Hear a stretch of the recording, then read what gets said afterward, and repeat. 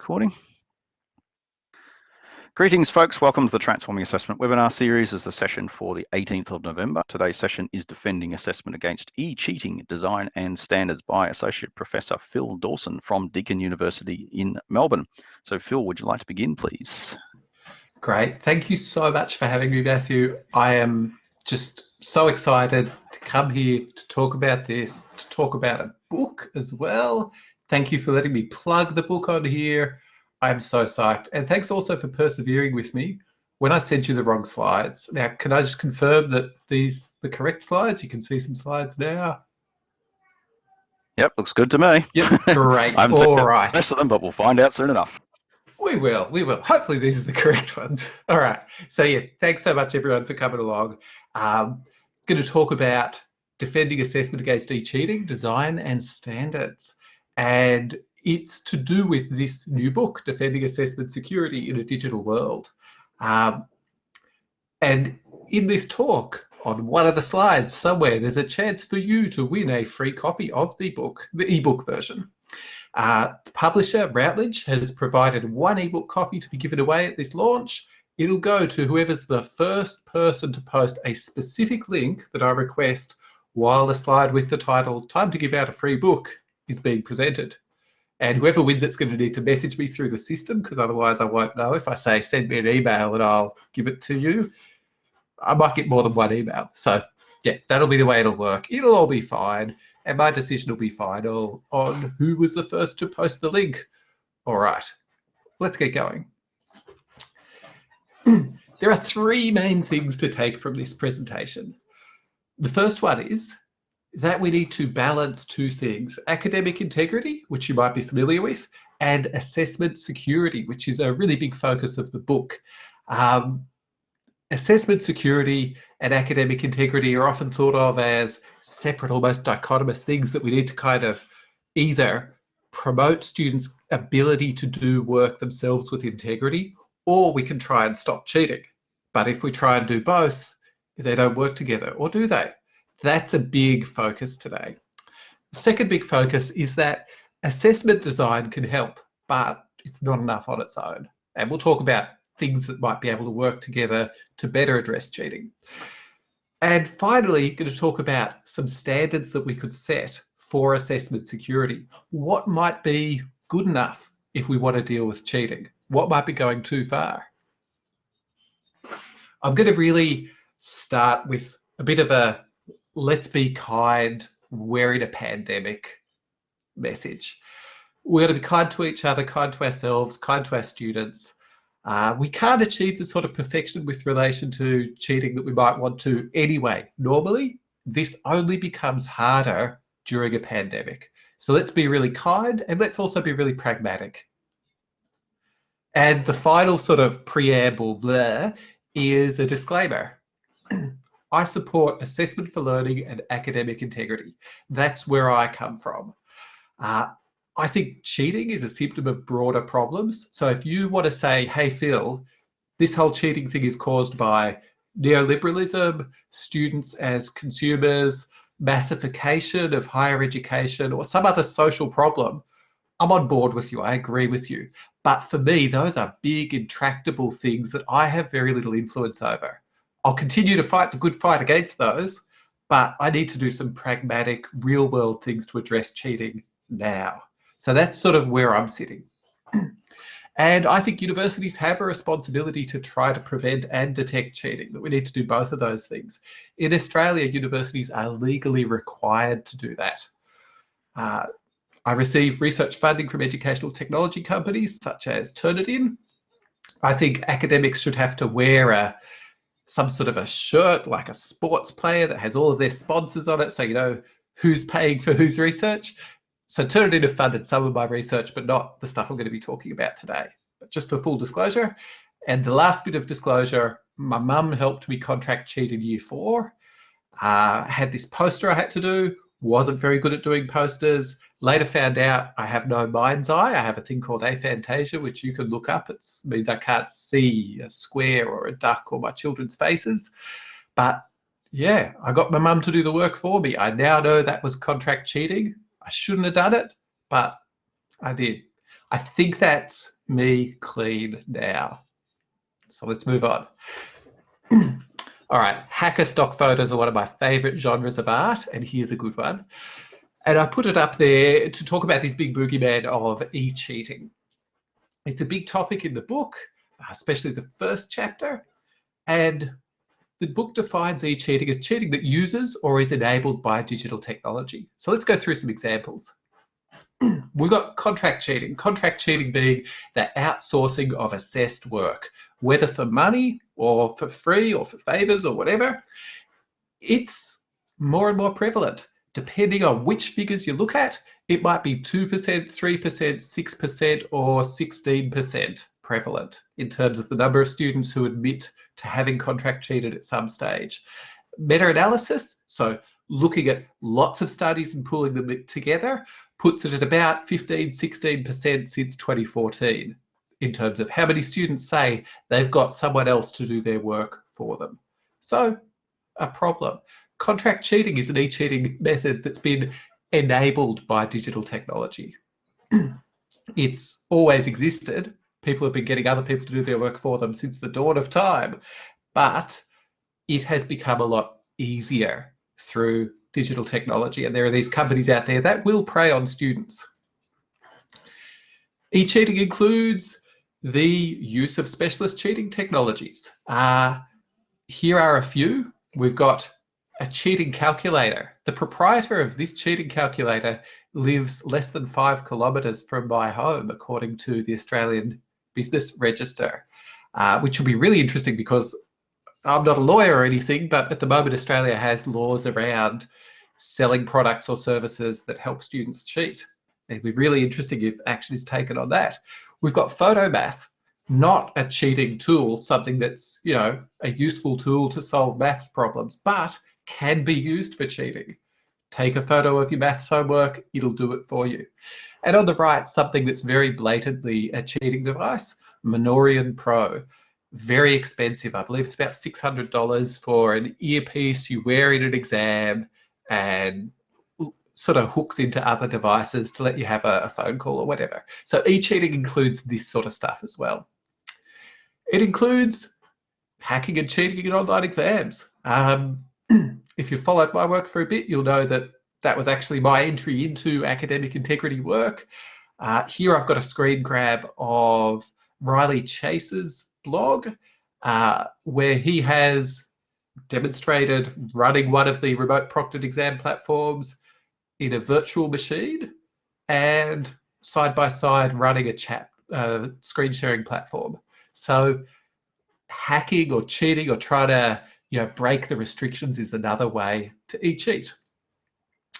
And some uses of study sites. Now this is a multi-billion-dollar publicly traded company, and I am in no way saying that they are a cheating site, but I will tell you that a lot of students have used Chegg to cheat. And e-cheating includes those sort of online communities, going to them and being connected with way more people and resources to cheat than you previously could have. So e-cheating is a big thing in the book.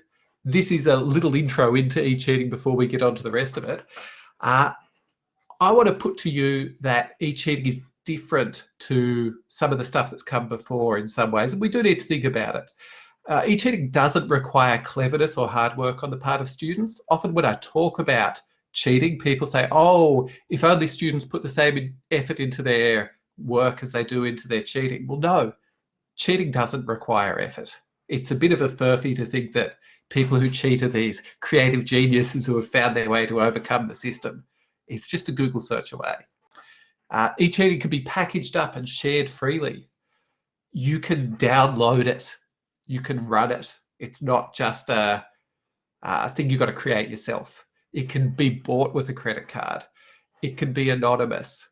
It's pushed to students by social media and online ads. If you go onto Twitter, for instance, Alexander Amagon's research has found that if you tweet certain things, you'll get approached by bots wanting to sell you contract cheating services. It's pushed. It's not a pull thing only. It usually rates higher on web searches than legitimate help requests. It evolves at the pace of technology, so it's changing not how cheating changed over the past few hundred years. It's changing a lot more quickly than that. Cheating has changed in the past 10 or 15 years so much more than several hundred years ago. And it's never more than a web search away. So if you want to find out about it, you can just search. Now, if you want more on e-cheating particularly, the first chapter of the book which covers that is free. So you can go to the tiny URL link there and have a look. Now, I'm just going to touch on something in the chat because it seems like it's getting a lot of buzz. So we've got Caesar saying, if students want to cheat, they will. The trick is how to convince them that cheating is not in their best interest, not just because of the penalties associated to being caught, but also the detriment in the quality of their education.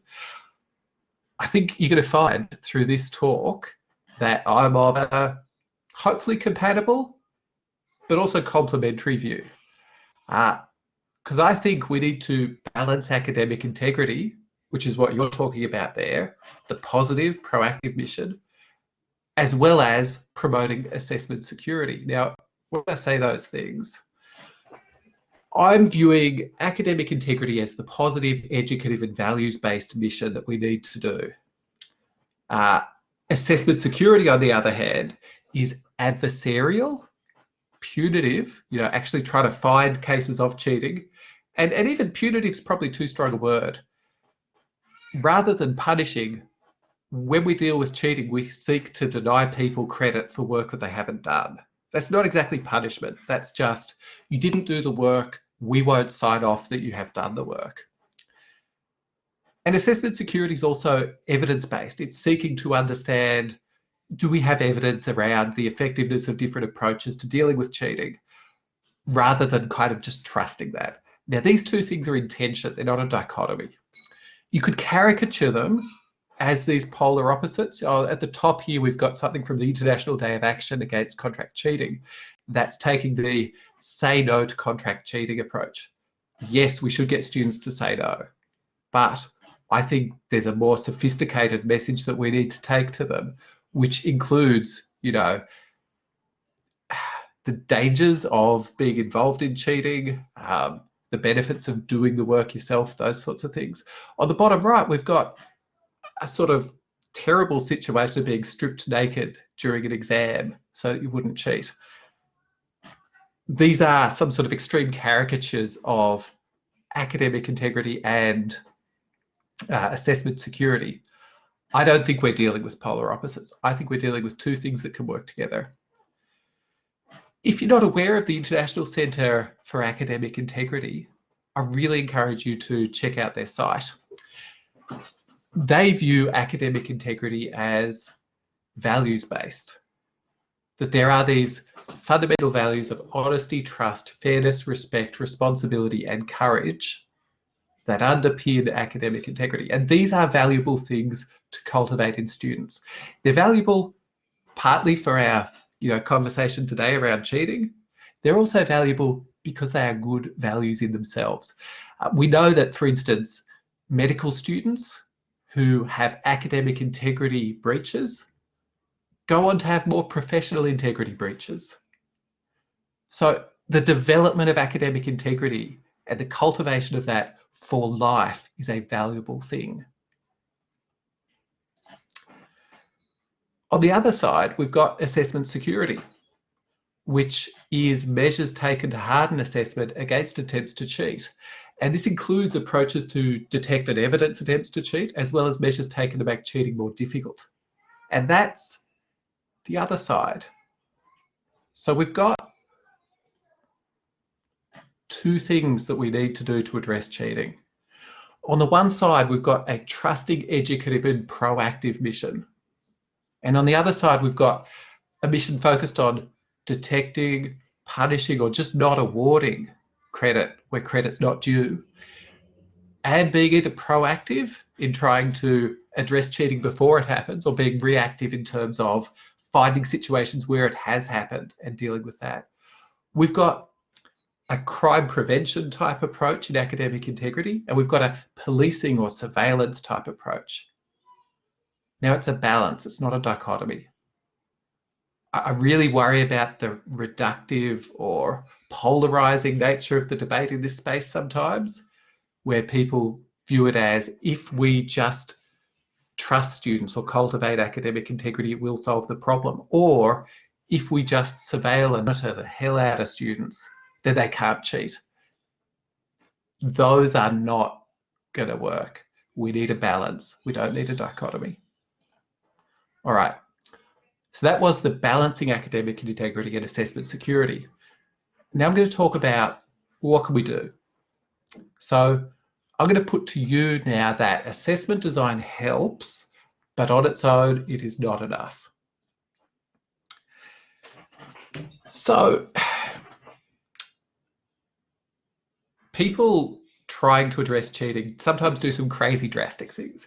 On the left there, we've got a graph showing the internet being blocked during high stakes exams in Ethiopia, completely cut off. Now that's a really drastic anti-cheating approach that's done because addressing cheating is really hard, and we sometimes do drastic stuff to try to stop it. Assessment design has been proposed as an alternative to some of those really drastic anti-cheating measures. And I'm going to say to you, yeah, harsh restrictions won't stop cheating, and I'm not going to advocate for them. But also technology won't stop cheating, blind faith won't stop it. Cheating can occur in any task type, and there is no single solution. But there are some things that can help. So the first one that I really want to draw attention to is that banning essays won't save us. Authentic assessment won't save us. Contract cheating can occur with any task type. So there has been some debate, articles published in Times Higher Education saying if we ban the essay, then contract cheating, for instance, won't occur. It's just not true. Analysis of the work that's up on contract cheating sites finds that they're able to do almost any task type. Or I find it hard to imagine one that they can't do. We can talk a little bit about that later. But we do need to move away from sort of crazy ban task X and it will stop cheating. An alternative that I've heard is let's just do a lot of exams because people can't cheat in exams. Well, we all know people can cheat in exams. And based on some survey work with staff and students, Harper et al. Find that third-party cheating is likely more common in exams than in assignments, and it's likely detected less often in exams than in assignments. Now, there's a caveat here that this is based on survey data where students are saying how often they've cheated in exams versus assignments in terms of this third-party cheating. And then staff are saying how often they've detected third-party cheating in exams and assignments. So doing a comparison there, you may think that's valid or invalid. To me, this is the strongest evidence that I've got about the relative security of exams versus assignments. And it's strong enough for me to think switching to exams is not going to, on its own, address cheating, and it might not be a great move. So another approach could be talk to students about the tasks that they say they would be less likely to cheat on. So here's some data around contract cheating. This is from a survey of around 10,000 students, one of the fantastic pieces of work that Tracy Brettag led. And here you'll see that there are some tasks students say they are less likely to contract cheat on and some that they say they would be more likely to contract cheat on. Now I'm going to leave that slide up for a sec while I just catch up with the chat a little bit. Yeah, we've got a conversation here about thought about the motivations and antecedents of cheating as something that we should look at. And yeah, I agree with you there. There is a fair bit of work around that. There's also a conversation around we outsource other unpleasant aspects of our life, like cleaning and cooking, etc. And I mean, I know this is sometimes put forward as a bit of a joke or something, but I think we do need to think about if a task can be outsourced for a few dollars or a small number of dollars, is this really something we want to be preparing students for? Are we really preparing them for a life where the work that they do can be cheaply done by someone anywhere in the world? Now, something that I take from this table here is that reflections might be something we might want to do more of. Students tell us they are less likely to contract cheat on those. As a bit of a counterpoint to that, I wonder if you've ever taken a reflective task, and I wonder if you've been completely honest on that task. Some of my favourite papers about reflective practice are titled things like Faking It or Hating It, and they liked it when you said you cried. You know, because people embellish. They don't display complete academic integrity when they're doing these tasks. Now, we'll see on this slide, there's nothing people are saying, I'll never cheat in that. And it's easy to think, oh, well, it's all for naught. We won't be able to fix it. I'm not sure if you've seen during the pandemic, this thing on the left side, which is the Swiss cheese respiratory virus pandemic defense. It's this idea that no single intervention is perfect at preventing the spread of COVID-19. But if we have enough layers of that Swiss cheese, it's not going to get through all of the holes, and we're going to be able to prevent it a lot of the time. Now, independently of that, because if you look at the publication dates, they have to have been done independently, Rundle, Curtis and Clare have published something fairly similar but applied to the issue of cheating and how can we deal with cheating. And it's a similar idea that, you know, no single intervention, no single factor completely explains cheating, that it's about many layers. Now, I like this idea. I like the idea that we don't have to have any one approach that's perfect, but we do need a mix of approaches stacked on each other at different points in a course if we want to be able to deal with cheating. So I like this sort of Swiss cheese approach. Oh gosh, and Damien Gleason says that would be Swiss cheating. And I'm going to move on. Okay, so what's one example of something that could be a layer in our Swiss cheese? Something that I talk about in the book is authentic restrictions. Now, authentic assessment does not stop cheating. You can go and buy an authentic task like you can go and buy some other task. I'm really pro-authentic assessment. My most recent paper in my other line of work, which is around feedback, is about trying to do authentic feedback. So feedback that represents the way that feedback works in the real world that the students are in. So I'm pro-authentic assessment, but doesn't stop. However, authentic restrictions might. When we set assessment tasks, we set restrictions that go with those about what students can and can't do while they use the task. You can use a calculator. You can't use the internet.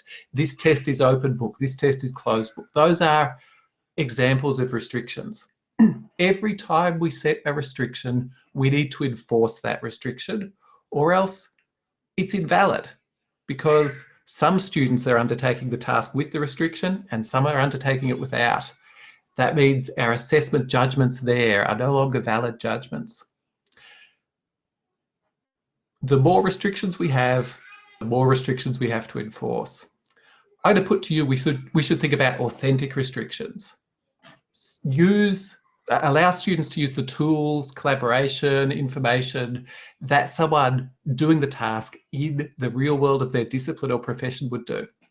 In doing so, in reducing the restrictions, we reduce the attack surface. You don't need to defend against people using their notes in an open book exam. You've reduced the attack surface. Here, there's a great example that David Kellerman has put up. There's a really good write-up of it at the University of New South Wales website. He sets an exam and he gives the students a Teams site while they're doing this online exam for them to collaborate and discuss on. He's not just not restricting, he's enabling this sort of thing. He hasn't done a thorough analysis of it yet, but he has said that when he looks at the chat logs, students are talking about, oh yeah, this question, yeah, that's dealt with in this week of the notes or this week of the lectures or whatever. So this is an example of more authentic restrictions, letting engineering students work the way that engineers work. Okay, another big one that I want to push is programmatic assessment security. You might be familiar with programmatic assessment, the idea that we should not focus on individual acts of assessment, you know, and little micro stuff, that we should zoom out to the level of a course and look at all of the assessment across the course. And how does this assessment accredit people for the degree? So not just individual units or modules, but the degree level. I think cheat-proofing every act of assessment is probably impossible and definitely a bad idea. We should instead focus on securing those acts of assessment that matter to the degree program outcomes. So for the other ones, we focus on developing academic integrity. We focus on the positive mission. This reduces the tasks we need to focus on securing so much, and it means we can resource them properly. If you wanted to do Vivas with students where you discuss the work with them, you can do that now when you go programmatic, because you're not trying to secure every task. You're not trying to resource every task so that it's cheat-proof or something. Okay, I'm going to talk about honor codes now, or if we trust students not to cheat, then cheating rates will go down. It sounds good. The evidence that it has a really big impact is thin. The evidence that it has some impact is thick. So there is some good evidence that rates of cheating when we have honor codes go down. I believe that McCabe et al. Study is about 20% of the variance in rates of cheating was explained by honor codes. It's not a lot, but as a layer of Swiss cheese, it could be effective. But as a thing on its own, and honor codes have been proposed as a sole solution to the cheating problem in a lot of popular media lately, it just doesn't address enough of the problem. It addresses some of it, but it's a layer of Swiss cheese. It's not a sole solution. Remote proctored exams. I'm not going to go into them heaps here. We should consider the pros and cons of them. We should also demand evidence that they actually work. I'm yet to find a remote proctoring company that will let me do a research study where I try to cheat with their tools, and I have been knocked back by a few now. And that's where I've come to them with research funding. So I later had to give back to the funder because I couldn't find a remote proctored exams vendor who would let me do a study where I try to cheat. So we need evidence. We need independent evidence that remote proctoring is an effective slice of that Swiss cheese. On the flip side, we should also try and find evidence around, you know, do students really hate remote proctoring as much as has been talked about in the media lately? I've been doing interviews with students lately who have been sitting remote proctored exams. Most of them really like it. And when I ask the question, would you choose to sit a remote proctored exam or an in-person one, most of them choose the remote proctored exam, which really surprised me. Now, if you want more of my views on remote proctored exams, go there, please. I wrote up a bit of a guide for our tertiary education regulator in Australia, and it's time to give out a free book. Free e-copy will go to the first person who posts a link in the chat to the GoFundMe for a Canadian learning technologist who is being sued by a remote proctoring company. I'm hoping my clues aren't too cryptic here. So there is a learning technologist out there who is currently being sued by a remote proctoring company.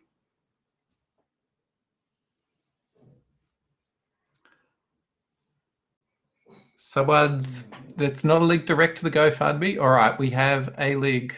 Jane Pearson, I'm calling you as the first person. I'm sorry, Damien, you didn't quite have the link to the GoFundMe.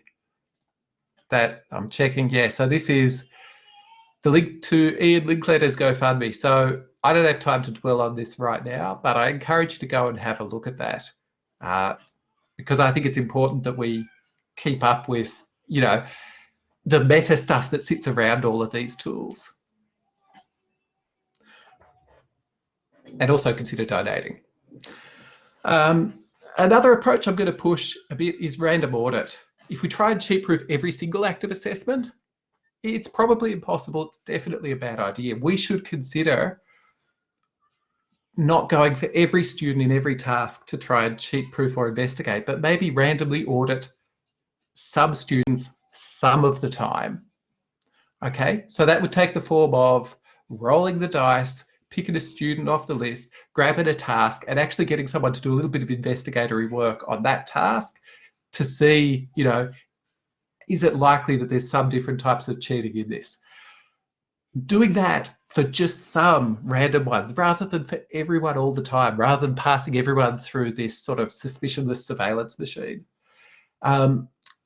In other contexts, the possibility of an audit is associated with more honest behaviour. So in tax, for instance, where audit rates are just right, rates of, you know, tax fraud, etc., go down. Now, it's a bathtub curve. If you don't have enough audit, rates of tax fraud are higher. If you have too much audit, rates of tax fraud are high as well.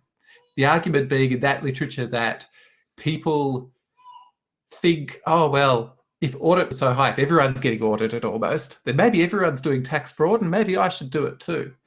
So this is something I'm going to put to you as well as another possibility. It's another piece of Swiss cheese. Okay. My final thing about assessment is that when we're talking about securing assessment comes at the end of a lot of things. It comes at the end of all of our validity and reliability work that we should be doing on assessment. If it's not valid and reliable assessment of learning, not assessment for learning, it's not worth securing. We don't secure assessment for learning. Assessment for learning, according to David Carlis, is assessment that privileges assessment's learning purpose. There's no role for assessment security there. However, for important assessment of learning moments, which is not every task, yeah, then we want to secure those if they are reliable and valid. Now, if you want more on trying to make assessment that's secure through structuring and designing it, see chapter 9 in the book. Okay, on to the third chunk of this talk, which is about setting standards for assessment security. The book proposes 7 standards for assessment security. Now, these are standards. The levels against them, I'm proposing to you where they should be, but this is something the field, the community needs to have a really strong conversation about, a really robust one. So this is dealing with the question of what is good enough when it comes to addressing cheating? Because there's a lot of conversation about we should do this, we should do that, but not a sort of coherent overarching approach. So I'm going to put to you 7 different standards, what might be unacceptable for that standard, what might be good enough, and what might we aspire to. The first of these is coverage across a program. So how much of a degree, my screen's gone blank.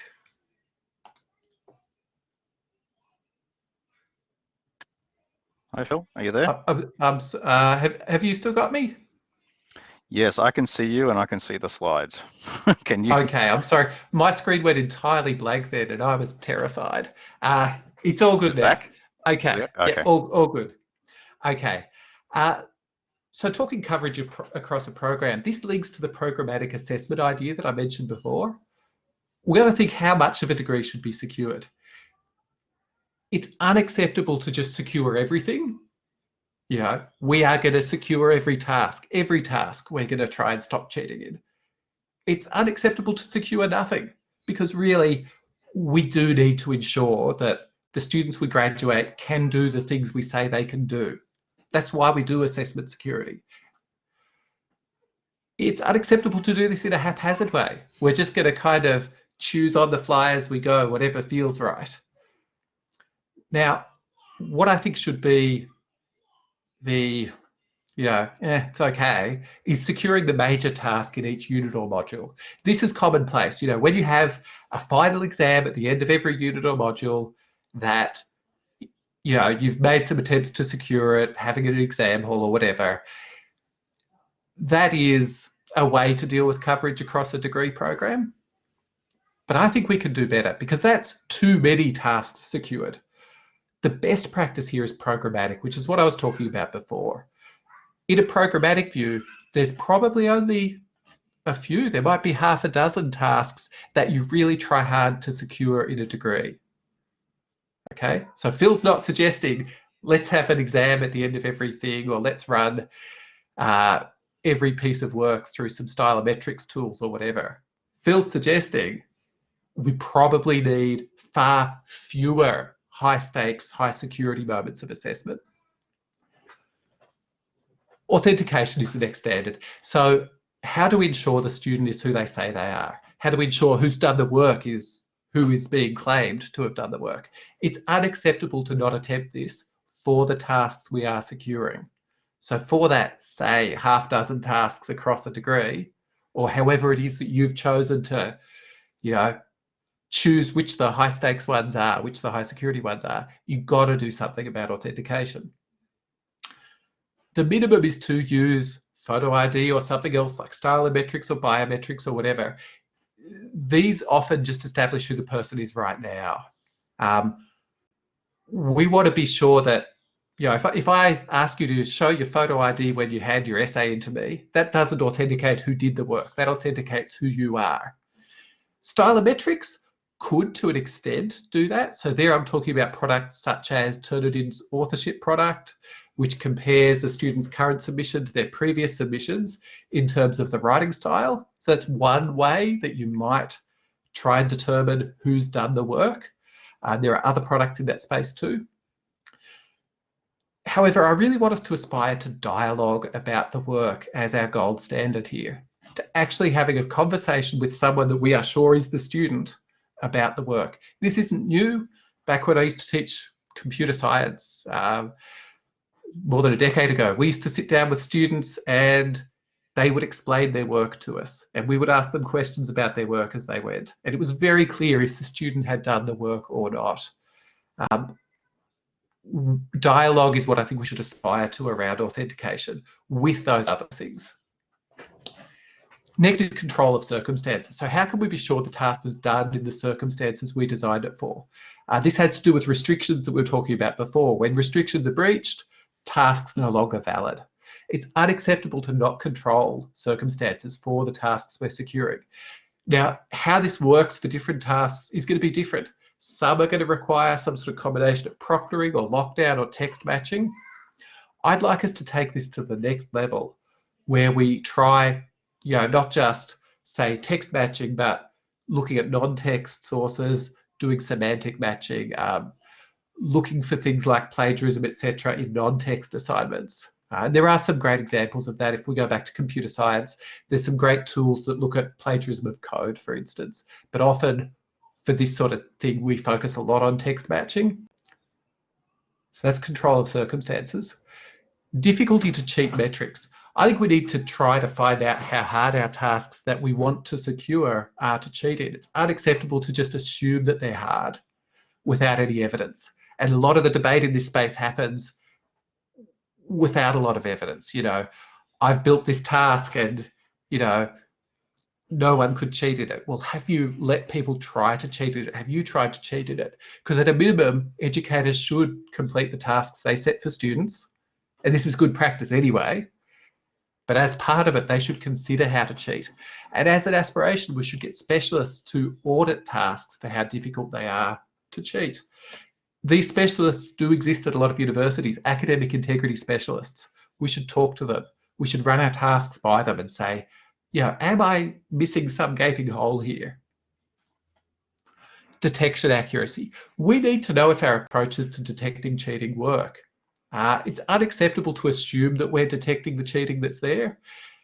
I've got to say, if your institution isn't detecting 1% of 1% of your students having contract cheated at some stage, I'm very confident that you're not detecting the contract cheating that's there.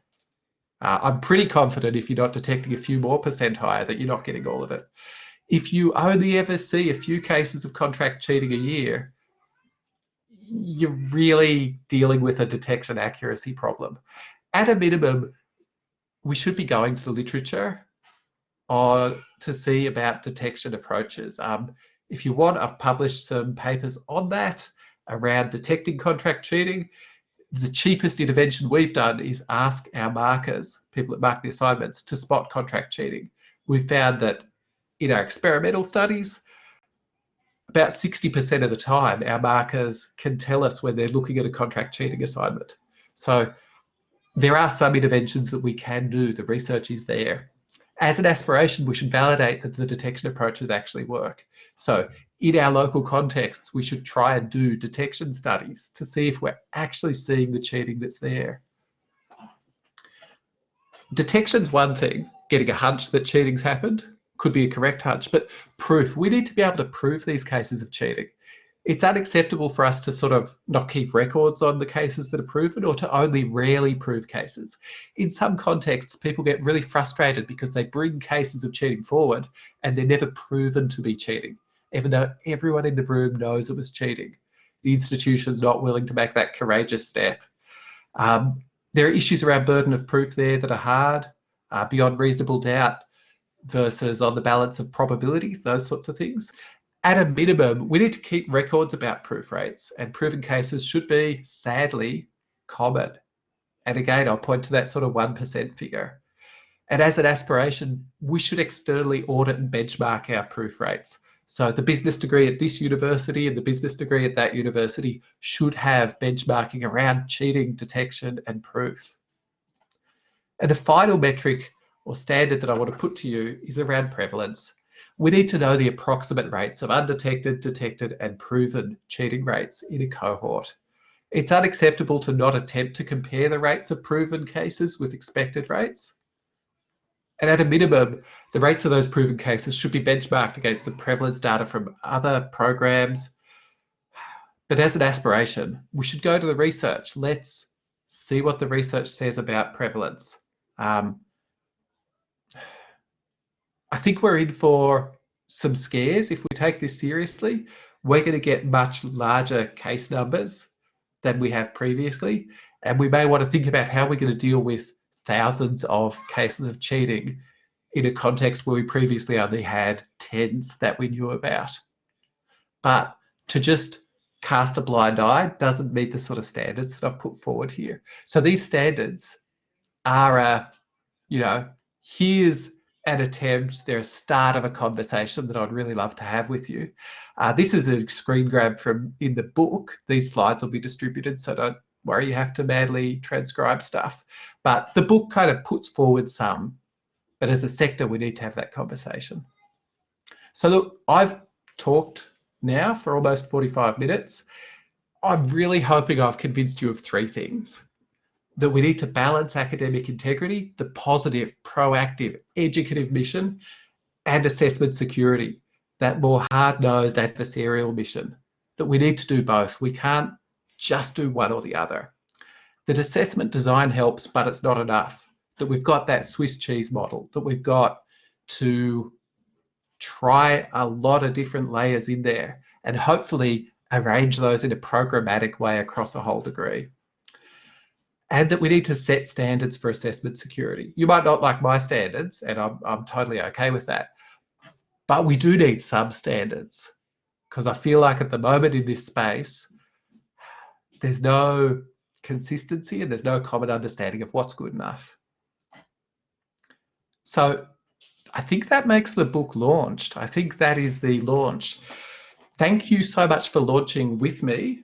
And please do check if your library has a copy. A lot of libraries have a copy of this book now. Ask your librarian if they don't. I know that's kind of pushy of me, but hey, please, if you want to find out more about this, the ebook version of it's pretty good. Ask your librarian. And if you love it, buy it.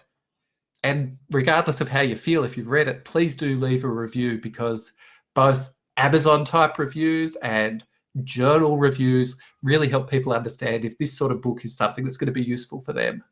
So thank you so much. And now I think we'll do some questions.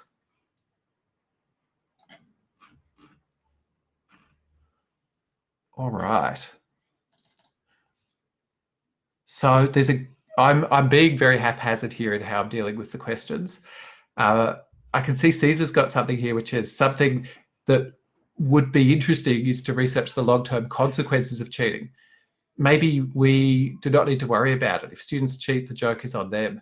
And I think this is really interesting. So, yeah, sometimes people say, well, it's really bad if a medical student cheats, but if a dance student cheats, is it really bad if we graduate a bad dancer?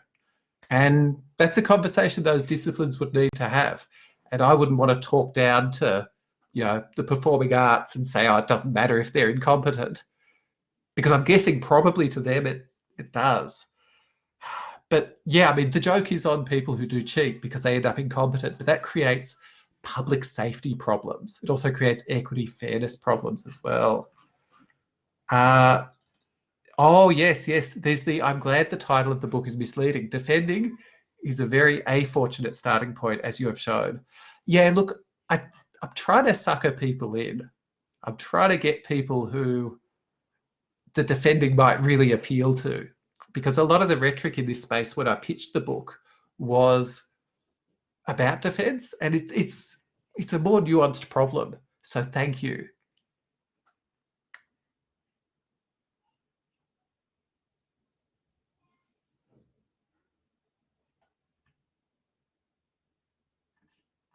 All right. All right, so we've got Mark Lynn here saying that having the highest cheating rates may mean you just have strong detection methods, not that you have the highest cheating. And I really would love you to paint that on a billboard and put it outside higher education regulators' offices, because I worry that as some institutions are really investing in cheating detection, it's being seen that they have a cheating hotspot or something, but it's not. They're actually taking the problem seriously. I can think of some cases where there have been huge media stories around institutions having, rampant cheating, but digging a little bit under the surface, it just turns out they've got some really good people who investigate this.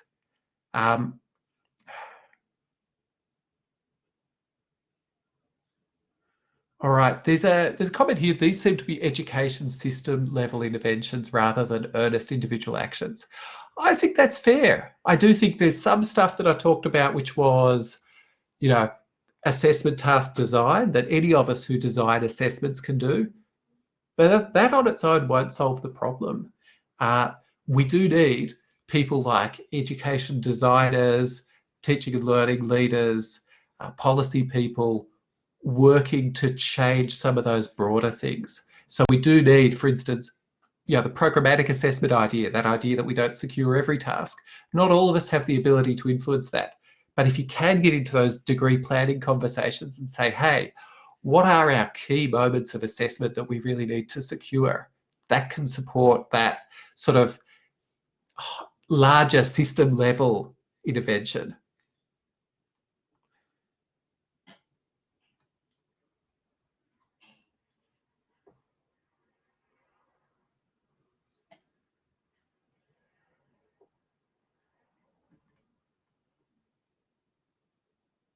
So Graham Hudson said that in my experience of running national assessments in the UK, the markers were the best at spotting cheating. And yeah, our researchers found that the detection of cheating is really something that exists within individual disciplines. When I've talked with psychology markers about some contract cheating assignments and whether they are or aren't contract cheating, they've told me, oh yeah, this one's medicalized the problem. This was clearly not someone from a psychology background. I can't make that judgment call looking at the piece of work, but this marker can. So yeah, I think there's a real disciplinarity and also something to do with having done a lot of the work of marking, that you sort of get a lot of that tacit knowledge about cheating.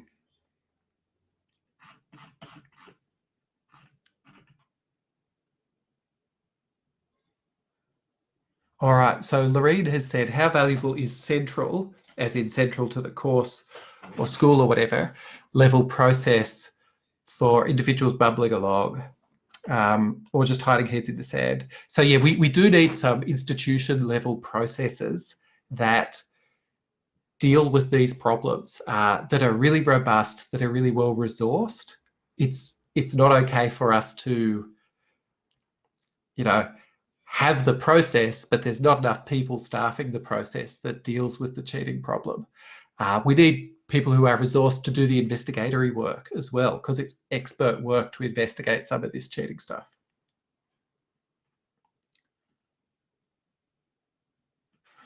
And, as Alice Shepherd has said, I am made to feel like I'm in the wrong sometimes by identifying potential issues.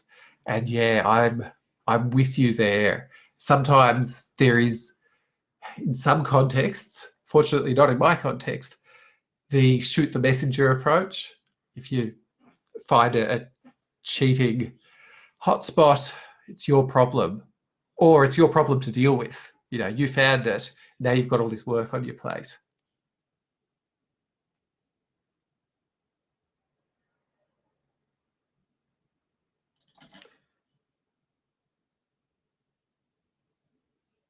All right, so Rosie's got a good question here, which is how can you make these systems work without resourcing? The current climate's not really conducive to that. Yeah, I really do feel you there. I think we do too much assessment security because we try and do it all the time. So I know I'm a bit of a broken record about the programmatic thing and about zooming out and finding the moments that really matter, but we waste a lot of resources on stopping people from cheating in the first year, first semester exam. We should be using those resources elsewhere. I think it's about accepting the envelope of resourcing that we have and applying it where we need to put it, rather than kind of smearing it across the whole thing evenly.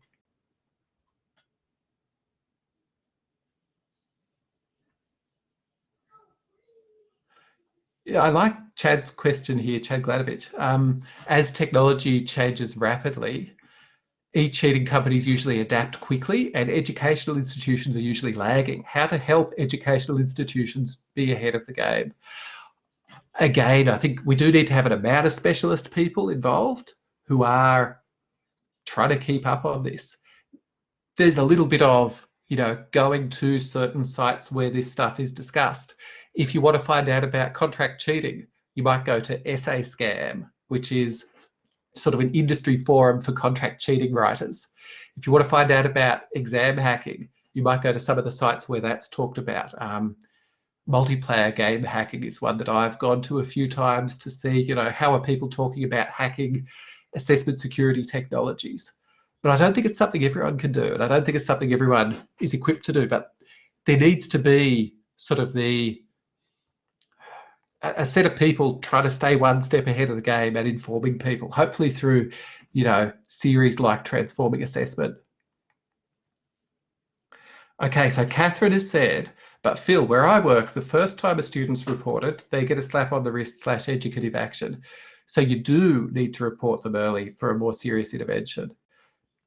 Yeah, okay, fair enough. We might want to have some early educative approaches, but we don't need to obsess about the security of those moments. We want to view those as educative. This is similar to often in first year, someone does poor referencing that technically amounts to plagiarism. We don't throw the book at them there. We take this as an educative moment. If we went hard on the assessment security, we could say, you have not done the right thing and, all punishment. But that'd be crazy. But I do take your point, I do, of, we want to have those moments where students get used to the assessment security regime that we have and the expectations that we have. I just love us to view those as educative moments. Yeah, the idea that Rebecca Hammer's saying here of no overloading the students with work so they feel they have to cheat to stay alive is important. I'm right on with you.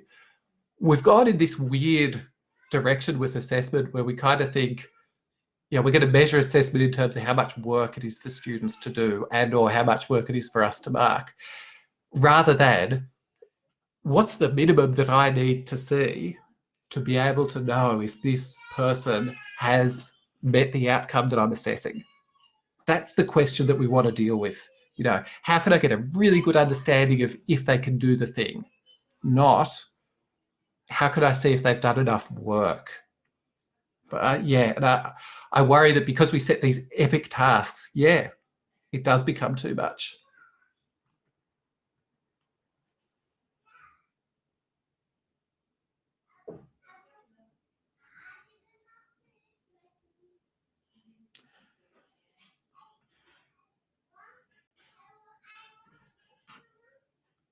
Yeah, work smart, not hard. I agree with you, Ed. We do want to breed people who, don't feel like they've got to throw themselves at this all the time if there is an ethical and easier way. And that thing that you've said earlier of shorter assessments don't mean inferior quality. Quantity doesn't mean better. Oh, I like your question here, Mike. Why does nobody encourage students to report their peers for cheating? I think that's a really interesting one. There are some contexts where, interventions are run to try and encourage that. And, a lot of the survey work would suggest that the people that hate cheating the most are students who don't cheat. And most students don't cheat. And they view themselves as the losers, the people who are being hardly done by the people that cheat. Yeah, I think we might want to work on that. We'd really need to do that in collaboration with students. I saw earlier in the session there was a comment about we need to do assessment design with students, and I would really agree with that as well. I think students are going to see some of the cheating holes much more quickly than we do, because they're just immediately seeing this from the perspective of, all right, what do you want me to do? Whereas we're a layer or two of abstraction away from that. Now, look, I'm mindful, Matthew, are we at 7 o'clock? Because I'm happy to keep on going. Yes, but have we that's promised fine. people I'm that they happy can to go? keep going. I think we have the high capacity room until 7:15, so keep going until the system goes blip. That's what I say. All right. Thanks so much. And I do just want to say, if you want to gracefully exit at 7 o'clock because you've got other stuff to go to, that's totally understandable.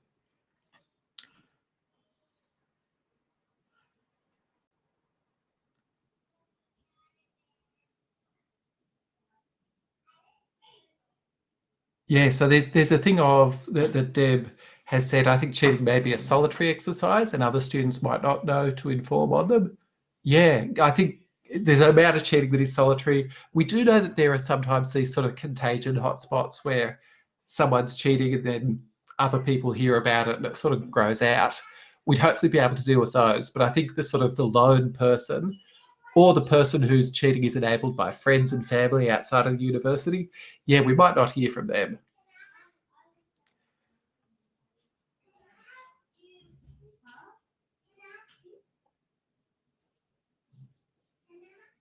Oh, that sad story that Fergal's mentioned here of students don't report on other students because they don't want to be ostracized. I've had international students come to me in great distress, Fergal says, because their peers pushed them to collaborate and they refused. Yeah, the social element of all of this can't be understated.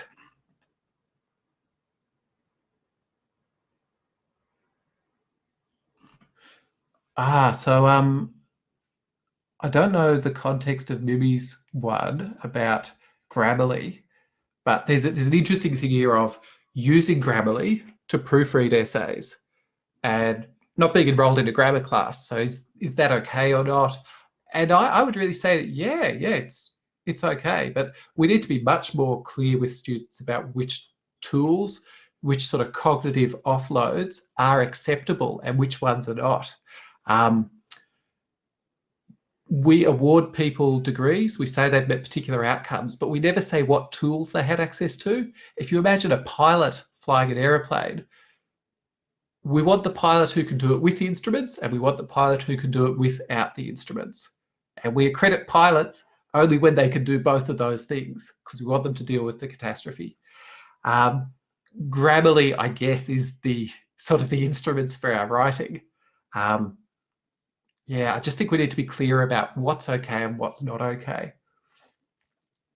Ole has said, when we use feedback loops in our teaching, I would assume cheating to be less prevalent. What do you think, Phil? Do we have data on this? This is something where there's been a lot of argument that it's probably the case, and I'm not aware of evidence around it. Intuitively, I want to agree with you because the back and forth is going to be harder to cheat on.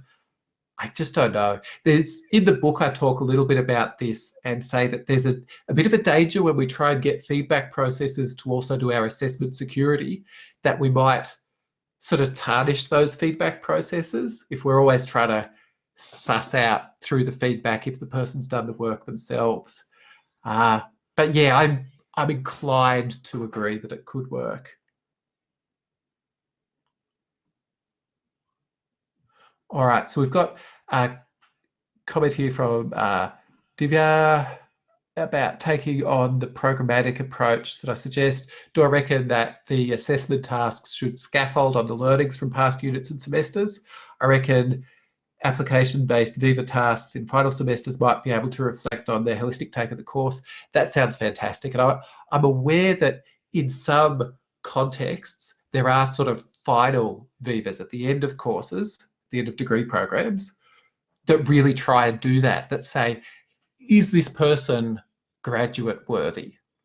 You know, have they actually done enough across the whole degree?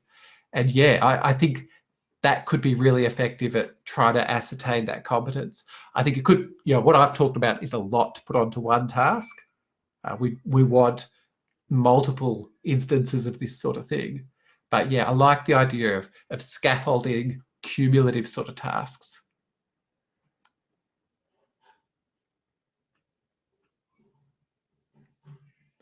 Mike says all athletes will take drugs if they know their competitors are taking drugs and not getting caught. And you know, I'm reminded of that time in professional cycling where they found out whoever won, I think it was Lance Armstrong, had done doping, and they took the medals away from him, but then the next X people had also done doping, and it was just rampant. Yeah, if people perceive that cheating's common and it's not dealt with effectively, then yeah, I agree with you that people are going to do the, you know, doping. And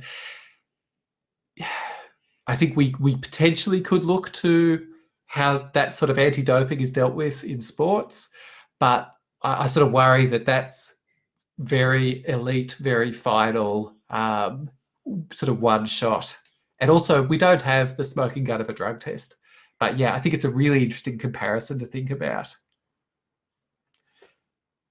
Elizabeth has said the latest Times Higher Ed issue just arrived in my inbox with the title SA Mills Quit Australia as UK Falls Behind. Yeah, look, if you are in Australia and you go to some contract cheating websites now, you will get this service is not offered in your country because Australia now has laws against that. And they're supply side laws. So they're laws that say if you offer a cheating service of any kind to an Australian student, you're breaking the law. It's a criminal act. There's imprisonment and fines. It's very serious. And I'm heartened to hear that some of those sites are shutting down their doors to Australians. I don't know. I mean, I think you just use a VPN to get around that. And how is Texa really going to reach these little fly-by-night sites overseas that, you know, don't have a proper shop front or anything? But if it does something, if it gets the message across to students, maybe that's a useful thing.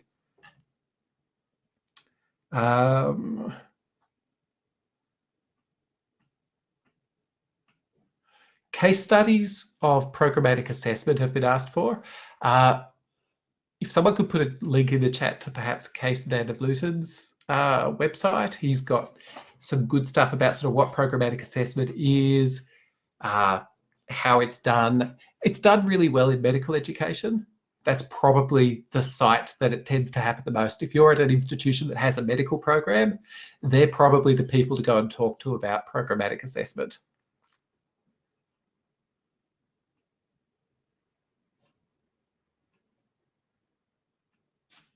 And people are posting up some great resources in the chat here as well. Some great, you know, free ebook, different resources.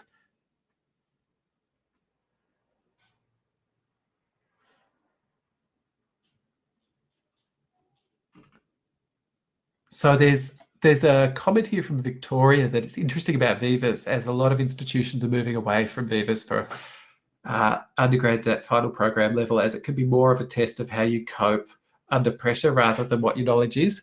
And yeah, I think we want to, like, if we just switch to Vivas, we could have that sort of problem.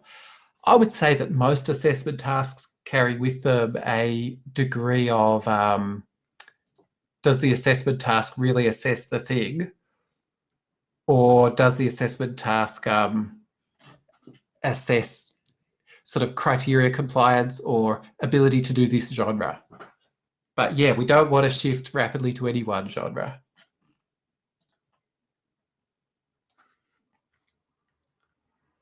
Oh yeah, and the tester project, Mark, thank you.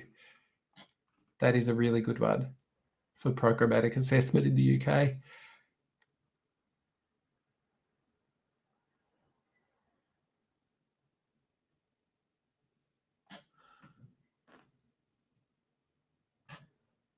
Oh, this is interesting from Naveen. Is punishing students who are caught cheating fair when other students would be cheating but are not detected?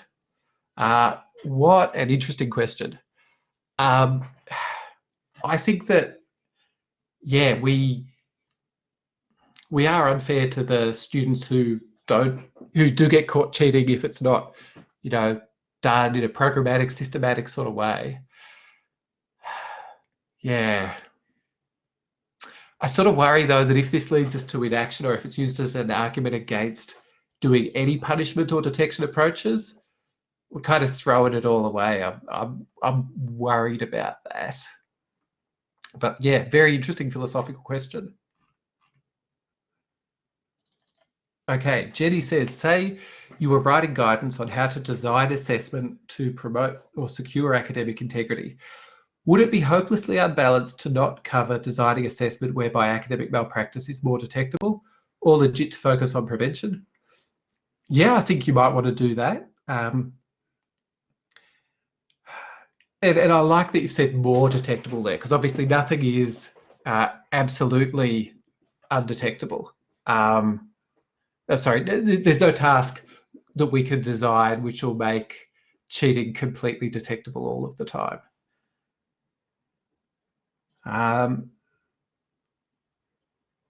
Yeah, so I mean, I do think if we go the Swiss cheese model, prevention and detection and design, all different pieces of it.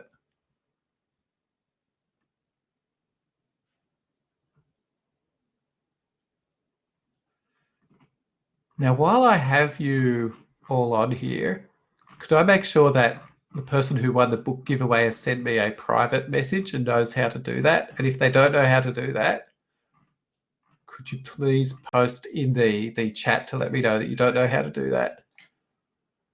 Because you'll have to like post your email address on there. Yeah, Rosie, it was Case van der Vleuten.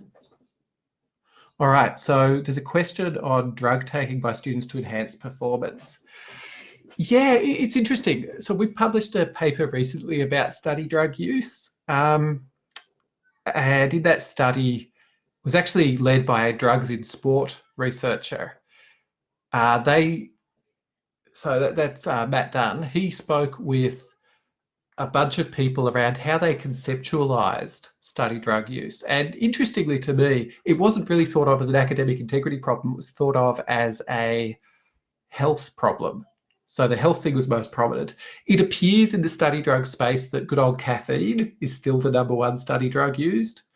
But yeah, we could see more different types of study drugs coming through in the future.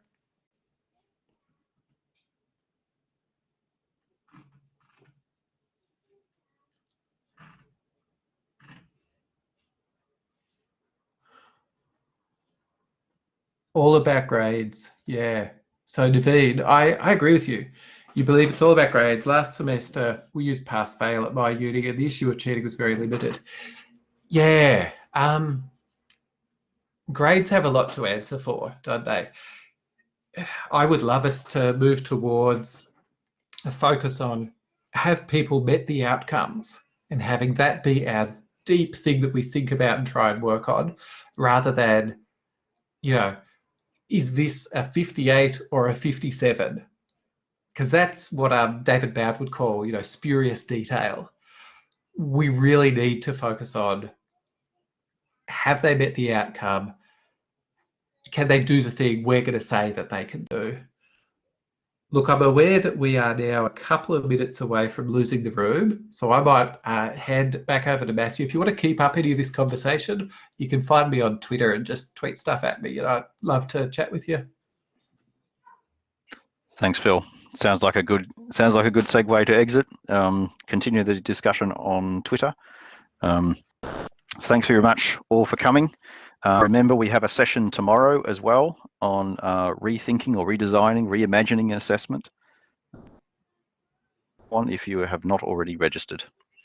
So thank you very much all, and hopefully see you all tomorrow night. I shall cease the recording.